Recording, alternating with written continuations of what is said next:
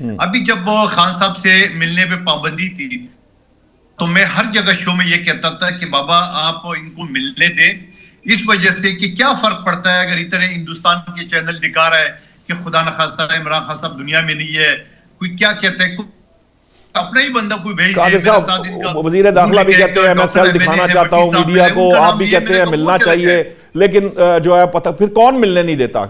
मरियम साहिबा भी कहती हैं कि जी सब कुछ मिलना चाहिए, खुराक भी मिलनी चाहिए, अच्छी खुराक भी मिलनी चाहिए, मुझे कोई मसला नहीं है, को मिले ना मिले। फिर कौन है जिसको मिलने पे मसला है, क्यों नहीं मिलने देते? देखिए, मैं जेल रिफॉर्म्स कमेटी का गवर्नर सिंह के साथ 10 साल हिस्सा रहा हूं। मुझे जेल मैनुअल का एक एक लफ्ज याद है, मुझे आइन का एक एक लफ्ज याद है। जी। ये सूबाई हुकूमत का चैप्टर है, ना इनका वफाक से कोई ताल्लुक है, ना किसी और अदारे से ताल्लुक है।